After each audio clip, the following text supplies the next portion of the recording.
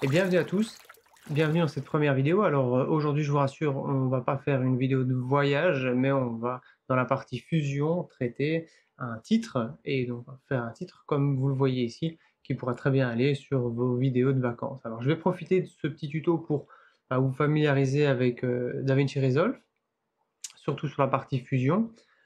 Alors comment rentrer dans Fusion? Ben, on va simplement, vous voyez, vous avez l'onglet ici, qui est l'onglet Fusion. Mais avant toute chose, avant de rentrer dans Fusion, il faut quelque chose qui puisse être lu ici. Alors en soi, vous voyez que ma tête de lecture est sur le clip Fusion, mais sur le clip que j'ai déjà fait. Si je clique ici, je me retrouve dedans. Je reviens sur ma page Edit. Et donc, pour pouvoir recréer autre chose, recréer quelque chose de nouveau, je vais aller chercher un Fusion Composition. Alors, vous le voyez, petite parenthèse, donc mon DaVinci Resolve est en anglais parce que je préfère, c'est beaucoup plus facile pour moi. Maintenant, vous trouverez facilement, vous de votre côté, exactement la même chose, hein. Donc, c'est dans Effets, Fusion Composition. Vous avez donc la partie Effets qui se trouve ici, si jamais elle n'apparaît pas.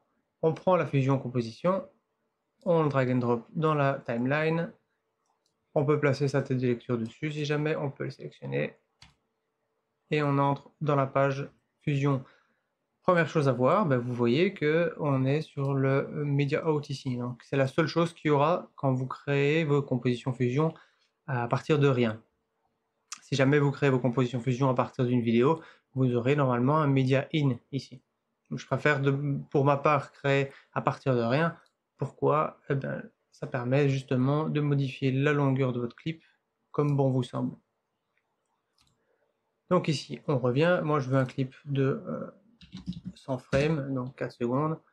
Alors, je vais placer ma tête de lecture à 100, revenir sur la page Edit, c'est juste pour un peu de chipotage. Je reviens, et voilà, et je suis prêt donc à commencer ma première composition. Alors, on a donc, on va dégrossir un petit peu l'interface. On a ici et ici deux viewers. Sur le côté gauche, vous avez Media Pool, les boutons ici que vous voyez, c'est pour accéder donc au Media Pool, c'est les médias qui sont dans ma composition de ma timeline, dans mon projet, pardon. On a donc, si j'enlève, je clique sur Effets Librairie, donc ça c'est tous mes effets, donc toutes mes nodes, pardon. On a les clips, ça veut dire que je peux voyager, par exemple, je peux aller revoir ici en recliquant ici mon précédent clip. Et moi je suis sur celui-ci. Et on a les nodes pour enlever si jamais je veux voir en plus grand. On va laisser donc la partie effet. Sur notre, ici au milieu on a vu, on a les deux viewers, je vous montre tout de suite comment y accéder. Sur la partie droite, on a donc Spline. Alors Spline, hop, on va juste enlever les clips, comme ça on voit mieux. Hop, on drague un petit peu. Et voilà. Spline, Keyframe et Inspector, c'est le métadata, on en parlera plus tard. Spline, Keyframe, on les enverra justement quand il s'agira de faire des animations. Et l'inspecteur, en fait, c'est simplement les paramètres des effets. Donc hop, j'enlève le spline. Ici donc, on a la partie où on va placer les nodes. Et là, on a les viewers. Sur cette petite ligne ici, vous avez donc normalement les nodes les plus courantes à être utilisées. Nous, pour notre cas, on va déjà utiliser plusieurs backgrounds. Alors le background, qu'est-ce que c'est? Le background, c'est simplement un solide de couleur. Alors, pour afficher ce solide de couleur, donc on va déjà changer, par exemple, on va mettre en rouge. Si je veux l'afficher dans un viewer, plusieurs solutions. Je peux soit cliquer ici sur les petites boules qu'on voit ici, hop, et je l'affiche dans le premier viewer, ou alors dans le deuxième. Personnellement, je trouve ça un petit peu pénible de devoir, en cours de projet, devoir aller viser avec ma souris sur la petite boule. Donc qu'est-ce que je fais? Soit j'appuie sur le 1 ou sur le 2 de mon clavier, ou soit je drag and drop, donc vous voyez ici j'ai pris le background 2, je drag and drop jusqu'au viewer et je le lâche. Je drag and drop jusqu'au viewer et je le lâche. Tout simplement. Donc les nodes ici, vous voyez, elles se déplacent librement. On peut, si jamais vous êtes un petit peu comme moi, les coincer et les faire bouger seulement sur la grille qu'il y a derrière. Simplement, si jamais vous êtes un petit peu maniaque comme moi, ça vous permettra d'être un peu plus cool. Vous pouvez donc ensuite faire au niveau des alignements, on va aller voir si je fais ça, il y a un merge qui se crée. Alors le merge, c'est une des notes que vous allez utiliser le plus souvent. Pour notre cas, on va l'utiliser très simplement. Mais le merge, c'est quoi? Ça vous permet simplement de fusionner deux nodes. Donc par exemple ici, node 2, il est noir, le node 1, pardon, le background 1, pardon, il est rouge. Et qu'est-ce qui va se passer? Je fusionne et vous allez me dire, ouais, mais attends, il est rouge. Alors vous voyez, ici, si je me laisse afficher sur la petite flèche verte, c'est le foreground. La petite flèche orange, c'est le background. Donc, l'avant-plan, arrière-plan. Ici, celui-ci, il est rouge, il est à l'avant-plan, donc c'est normal qu'on ne voit que du rouge. Si jamais je dessine une forme dedans, par exemple, hop,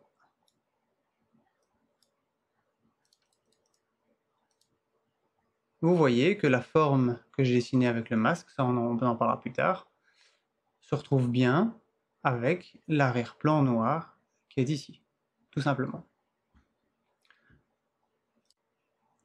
Alors, on revient sur la partie, sur la merge, ici, donc la node merge, c'est celle qui va vous permettre de fusionner deux nodes. Ah, vous allez me dire, ouais, mais bon, si j'en ai une troisième. Hop. Si j'en ai une troisième, comment je fais? Eh ben, c'est simple, je la refusionne avec la merge. Alors, deux solutions.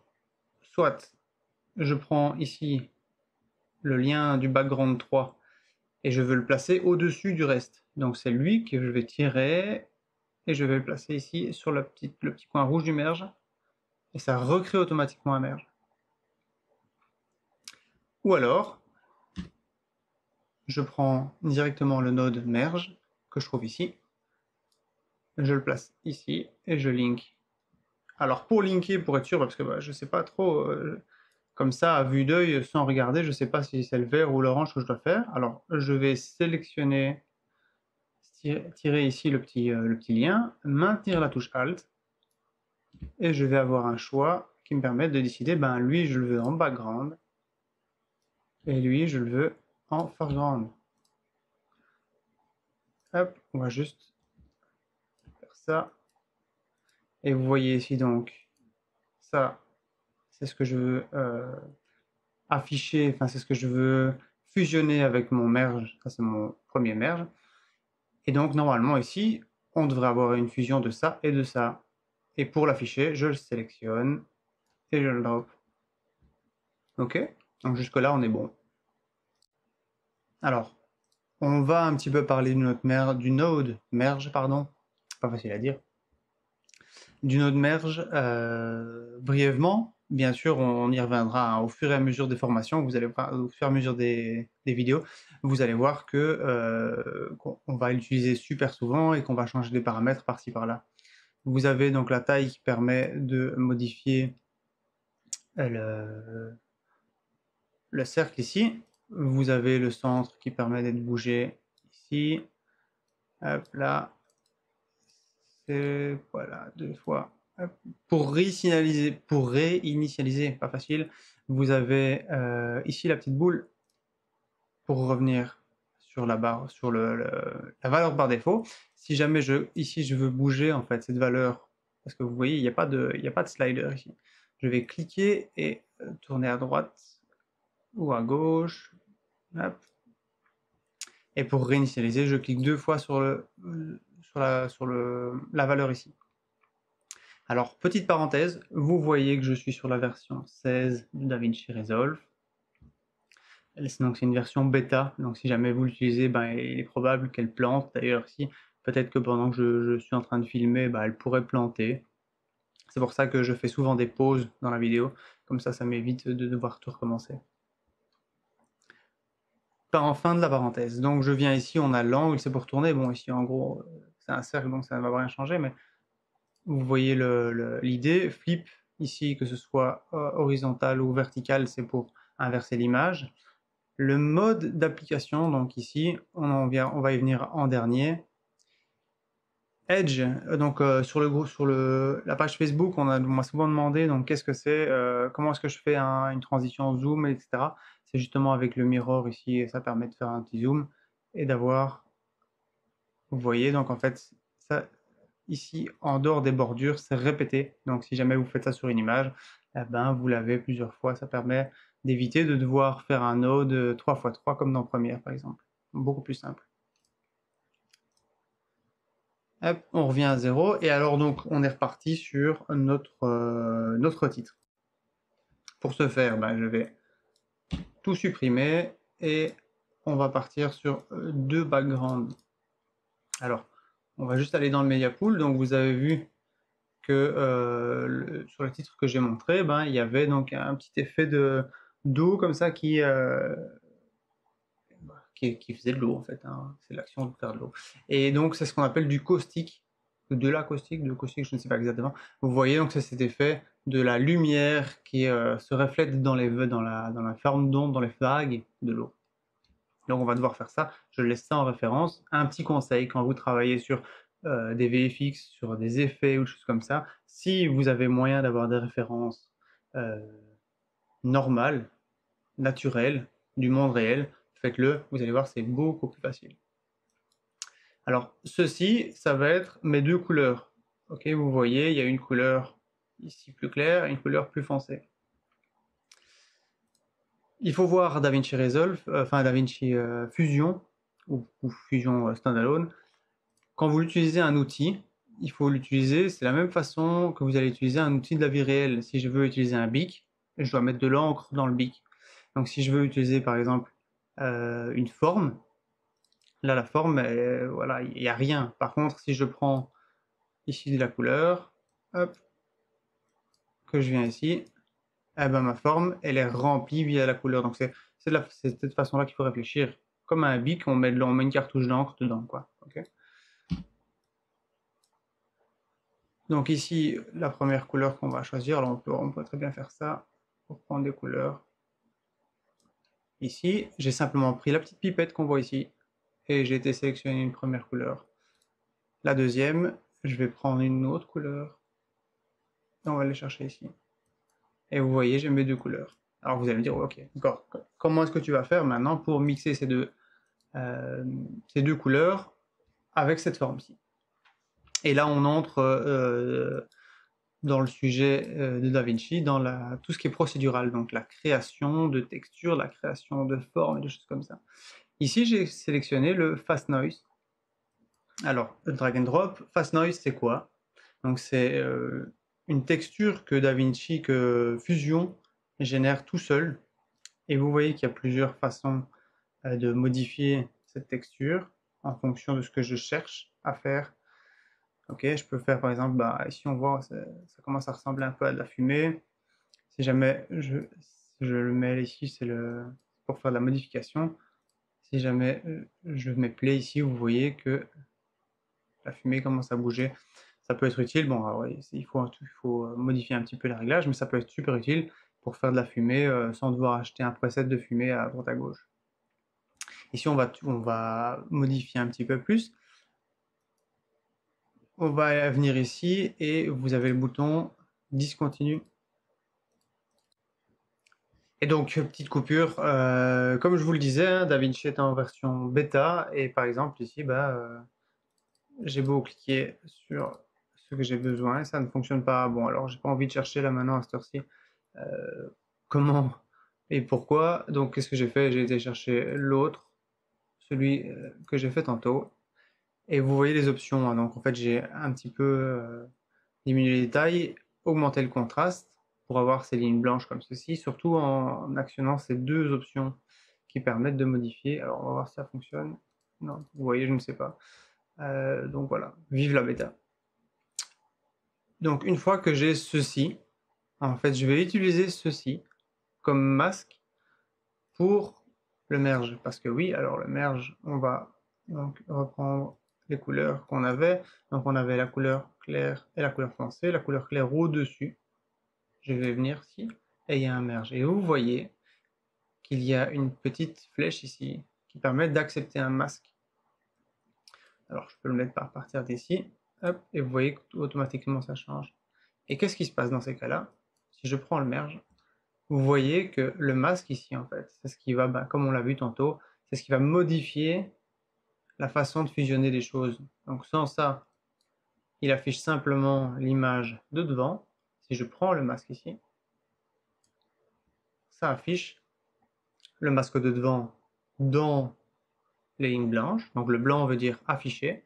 Et le reste, vous voyez le petit color, ce qu'on appelle un color checker, enfin un petit, non c'est pas un color checker, je dis des bêtises, c'est un show pixel grid, c'est ici. Et bien justement, c'est ce qui permet donc ça veut dire que c'est transparent.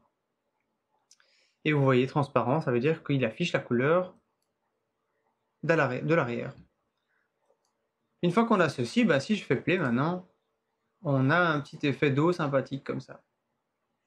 Okay, donc comme si on filmait le dessous d'une piscine par exemple.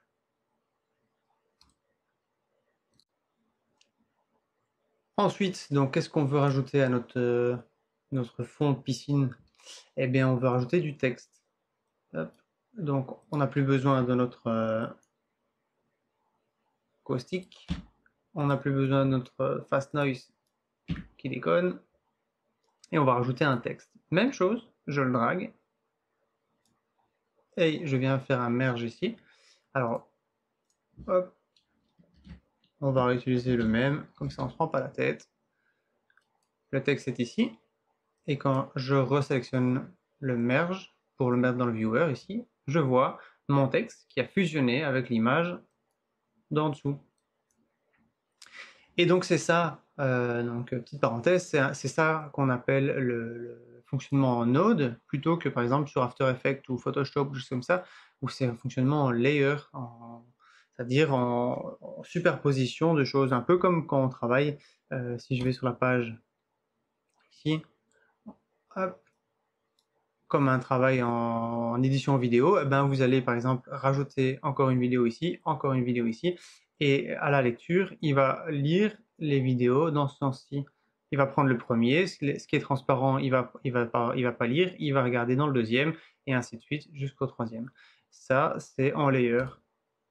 Fusion, lui, travaille en node, ce qui permet donc d'être beaucoup plus visuel déjà, et ça permet aussi d'aller rechercher à droite à gauche, de ne pas devoir faire des copier-coller, de se retrouver avec, pour une composition compliquée, se retrouver par exemple avec une centaine de layers et ne plus savoir où aller chercher.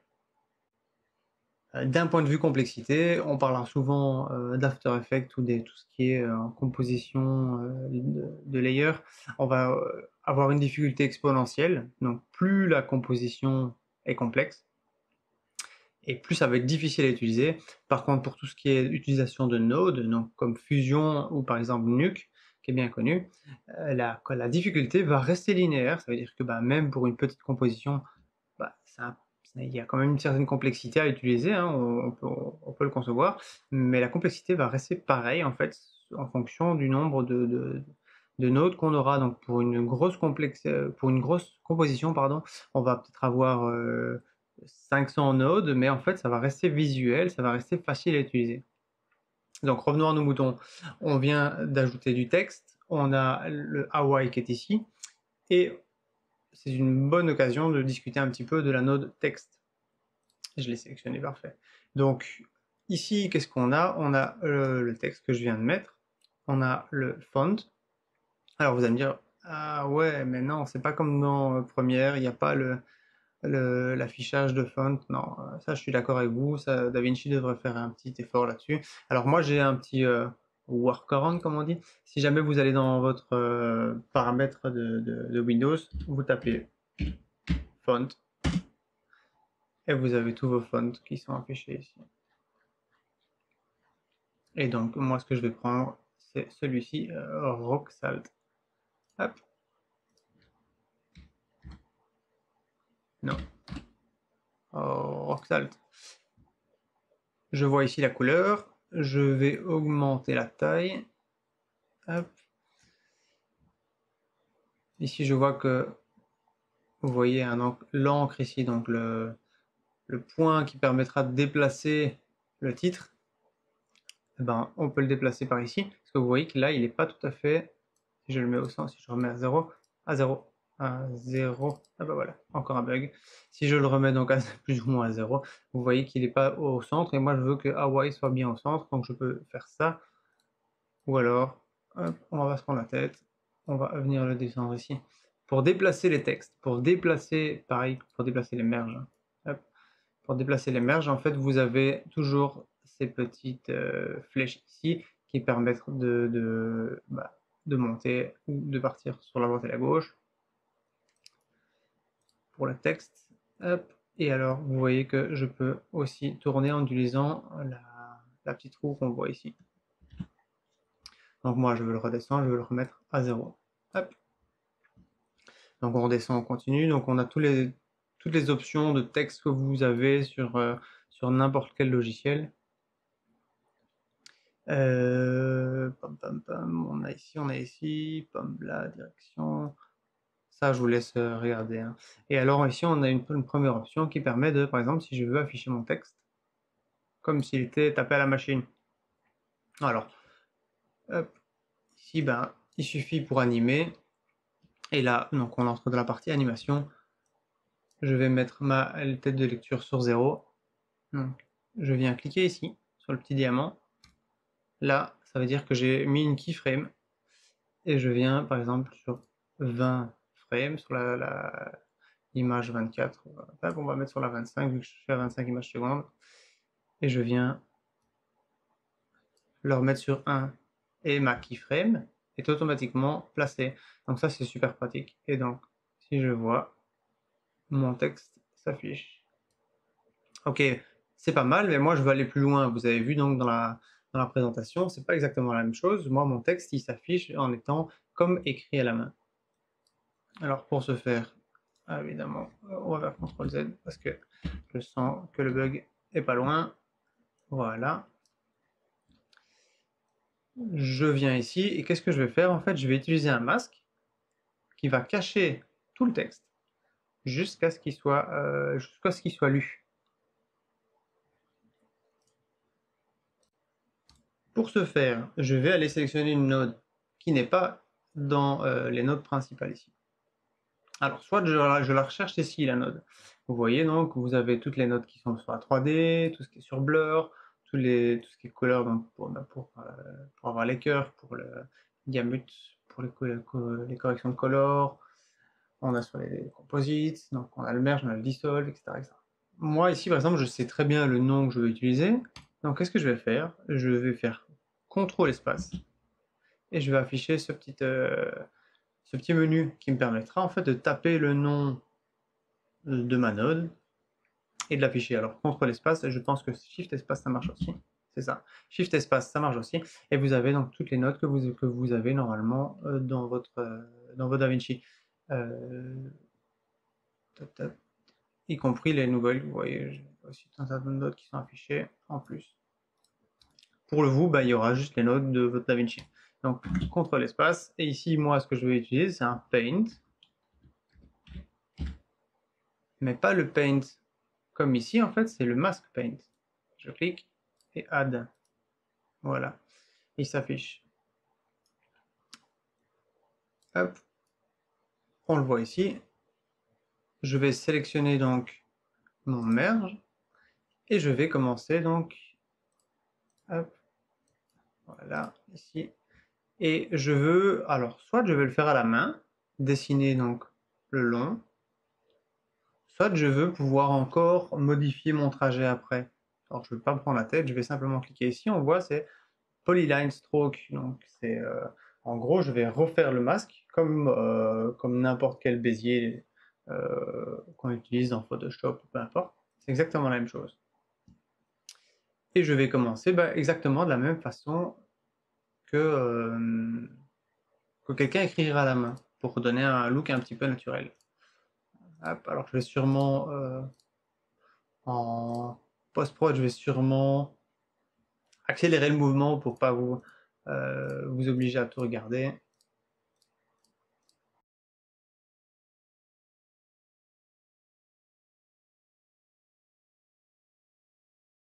Alors, si jamais je vois que j'ai un peu du mal ici pour passer dans le W parce que c'est quand même long, les contrôles pour naviguer dans les viewers, et j'en ai pas encore parlé, j'aurais peut-être dû en parler plus tôt. Les contrôles, en fait, je vais justement appuyer sur la touche contrôle et avec ma molette, je vais pouvoir zoomer.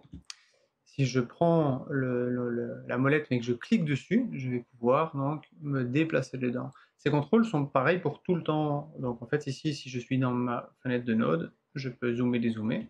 Et pareil, en cliquant sur ma molette, je peux déplacer toutes mes nodes à la fois.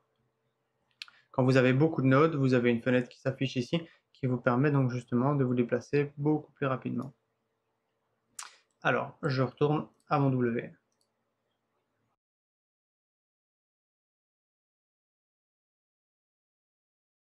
Et donc voilà, je suis à la fin.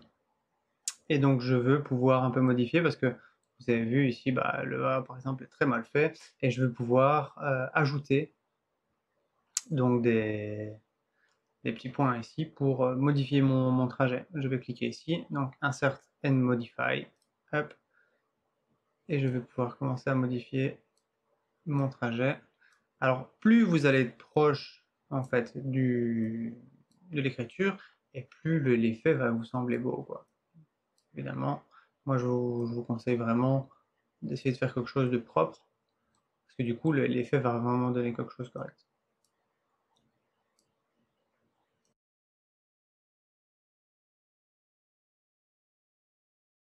Alors là maintenant je suis assez content de mon tracé. Maintenant ce que j'aimerais bien, ouais, juste peut-être hop là, hop. Maintenant ce qu'il faudra faire c'est vérifier que le tracé soit cohérent avec le trait. Alors de toute façon pour ce faire, le masque va venir se placer sur le texte. Hop. Et ici on va devoir aller chipoter dans les contrôles. Alors le Paint Tool et le Paint et le Mask Paint, donc Paint Tool c'est celui-ci, sont deux choses, c'est des nodes un peu particulières comparées aux autres, c'est-à-dire que vous avez en fonction ici Tools et Modifiers. Tools, c'est les options de base, c'est les options que vous appliquez avant de commencer à dessiner. Modifier, ici vous avez, non, techniquement c'est pas vraiment modifier, mais vous avez justement tout ce qui a été fait. D'accord? Donc si je reprends par exemple Mask Paint, ça c'était à la base ce que j'aurais dû faire. Hop. Et ici j'ai le Polyline Stroke 1, c'est celui-ci. Si jamais maintenant vous avez cliqué, ah bah il est plus là, vous avez beau, ah ça, tantôt ça ne fonctionnait pas. Sinon en fait vous cliquez simplement sur Polyline Stroke ici, sur le titre, et ça réapparaît. Tools, vous avez Brush Control. Si je le bouge ici, en fait, maintenant, ça ne fonctionnera pas parce que ça, comme je vous l'ai dit tantôt, ceci, c'est les choses qu'il faut modifier avant de commencer. En fait, entre guillemets, c'est votre setting de base, vos préférences de base.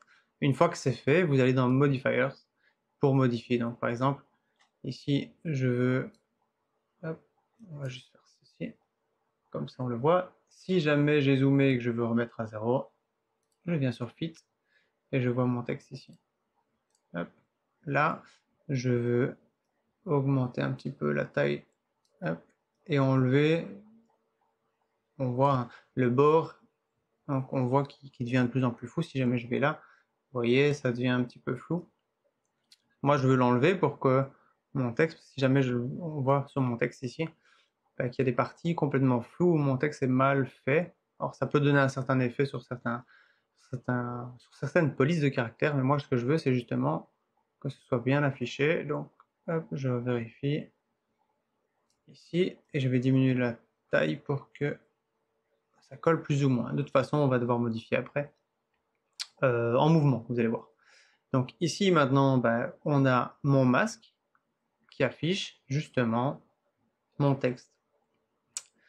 Et une fois qu'on a le masque ici, dans Modifier, ah ouais, alors oui, donc juste petite parenthèse, donc je vous disais que c'était pas comme tous les autres nodes. Pourquoi? Parce que si jamais par exemple je vais dans ici, Fast Noise, Modifier est grisé.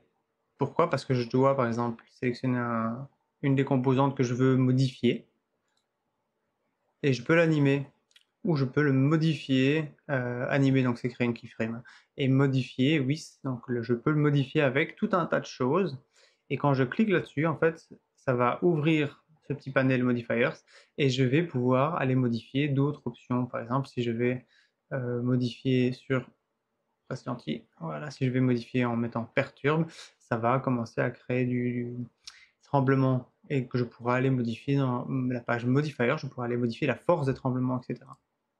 On verra tout ça dans une autre vidéo. Mais bon, c'est cette petite parenthèse. Donc ça, c'est la façon normale que toutes les nodes vont fonctionner. Et le mask paint et la node paint, ici, ne fonctionne pas exactement comme ça. En fait, vous avez donc, pour rappel, la préférence de base. Et puis vous avez, une fois que vous avez créé votre masque ou votre trait de peinture, vous avez les préférences de chaque trait en fait. Et donc on a notre masque qui est complet, qu'on voit ici. On a notre texte qui est ici et qui est donc affiché grâce au masque. Maintenant, moi ce que j'aimerais bien, c'est que le masque ici efface le texte et donc le fasse réapparaître petit à petit. Pour ça, on va aller dans les options du masque. Donc comme je vous l'ai dit, dans le modifier pour sélectionner mon masque ici, stroke contrôle, et ici donc j'ai write on que je pourrais donc justement enlever comme tantôt, exactement de la même façon, et vous voyez que mon texte s'affiche petit à petit. Alors il y a quelques petites modifications à faire, mais on va tout de suite les faire. Donc ici on met la tête de lecture sur 0, le petit diamant, et on va le mettre sur 25, c'est bien, et on va le remettre à fond. Alors, quand je parlais de petites modifications, qu'est-ce que j'entends par là? Si jamais je fais play ici, vous voyez par exemple que mon trait en fait est trop gros et laisse apparaître déjà le trait, la barre horizontale du H. Ce qui n'est pas du tout naturel en fait. Si jamais je mets play, vous voyez que les traits sont pas, c'est pas naturel, on n'a pas l'impression que quelqu'un est en train d'écrire. Et moi, j'ai envie que qu'on ait l'impression que quelqu'un est en train d'écrire. Donc, je viens ici et je vais venir modifier en fait la taille de mon trait. Voilà. Quitte à un petit peu modifier le positionnement de mon trait. Donc si jamais par exemple ici je vois que mon trait n'est pas totalement parfait, hop, je peux un peu grandir la taille, non, voilà. Et là donc la barre me semble correcte. On continue. Alors on voit qu'ici quand je passe ici, il vient et il dévoile cette barre-ci. Donc ce que je vais faire, je vais créer un autre qui vienne par ici, par l'extérieur. Hop. On continue à avancer. Le deuxième trait est correct. Le troisième trait est correct, et ainsi de suite.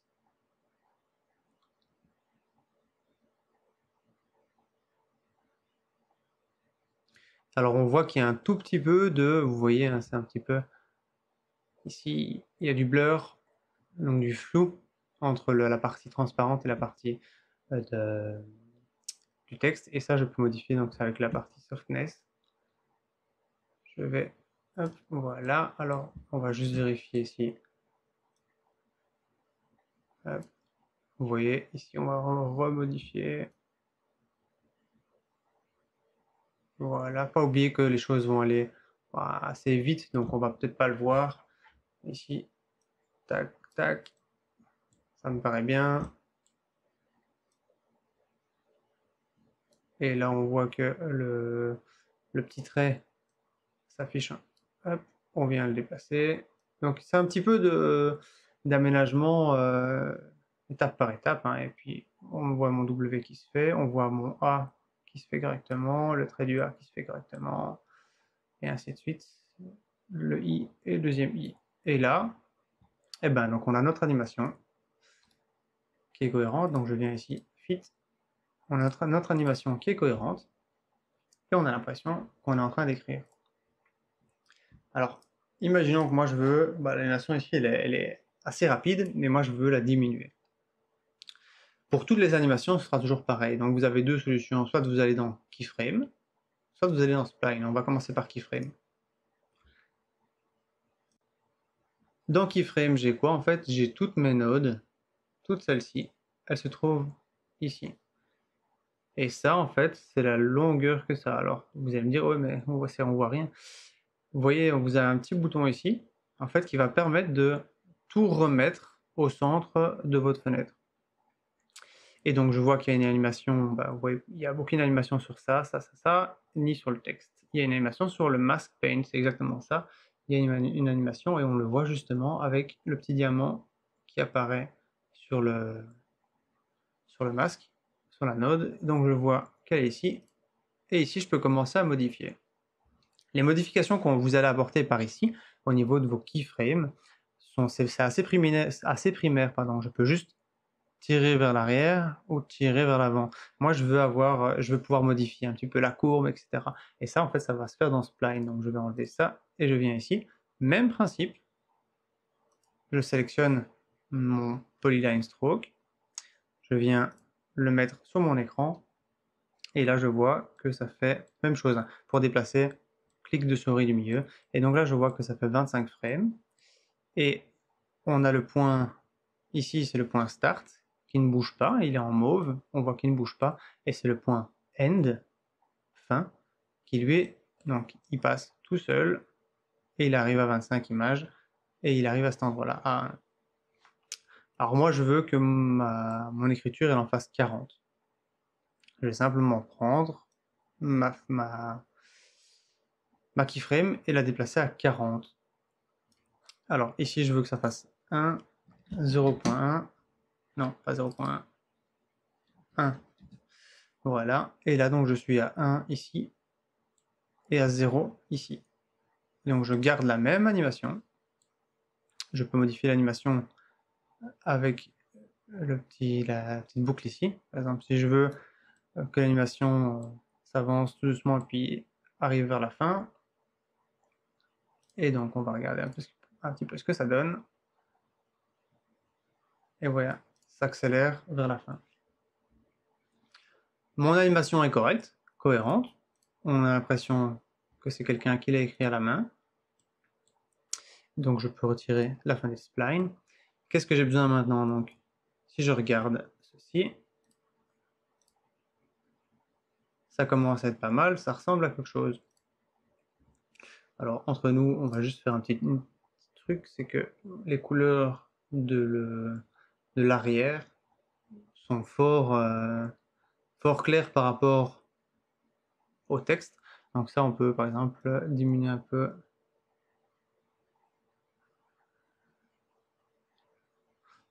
pour avoir quelque chose de plus cohérent. Mais alors du coup, c'est celle-ci aussi.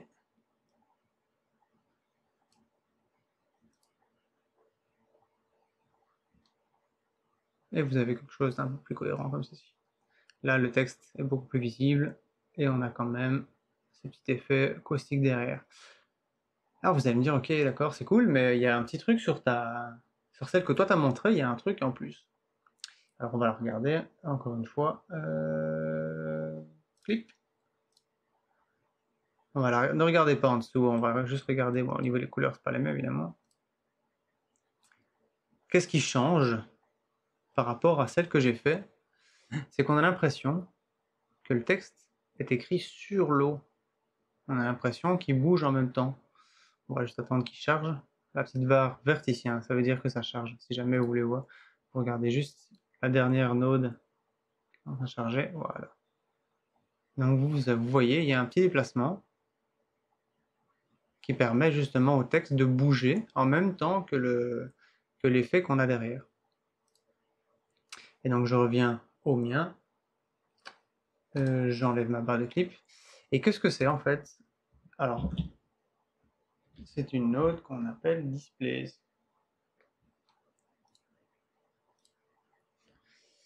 Et le Displays, qu'est-ce qu'il va faire? Mais il va faire exactement ce qu'on voit.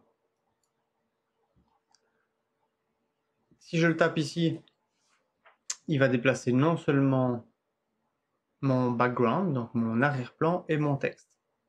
Sauf que moi je veux pas, je veux qu'il déplace seulement mon texte. Donc je vais le prendre et je vais le déplacer. Alors vous avez vu, je l'ai déplacé et j'ai perdu la connexion. Comment est-ce que j'ai fait en fait? Si je le déplace et que j'appuie sur Shift, je perds la connexion et je peux aller le placer ici. Et vous voyez la connexion ici change en appuyant sur Shift.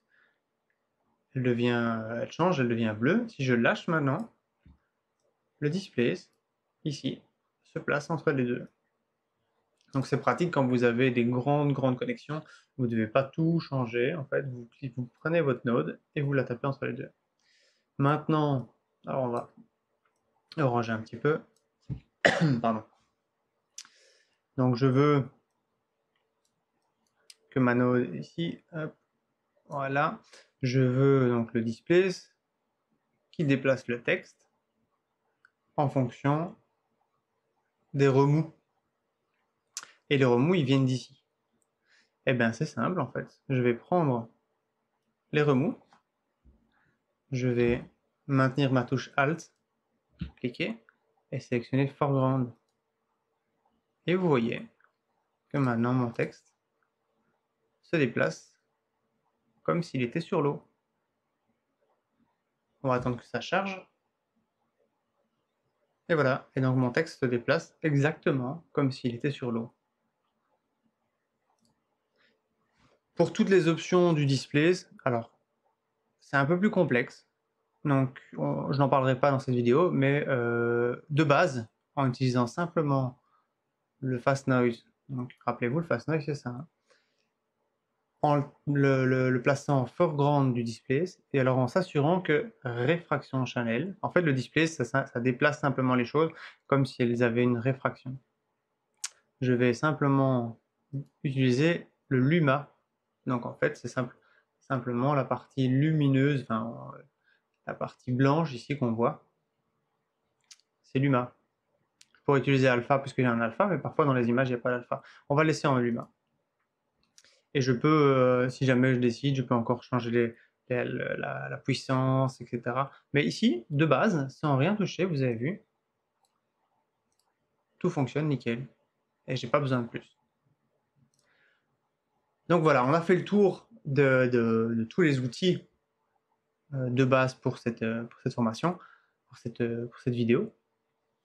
Je rappelle juste, alors, on a le background qui est un couleur, un solide de couleurs. Ici, on en a deux de couleurs différentes.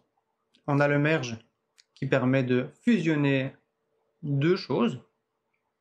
Et ici, ben, en l'espace, on l'a laissé tel quel, on n'y a pas touché, donc c'est les options de base.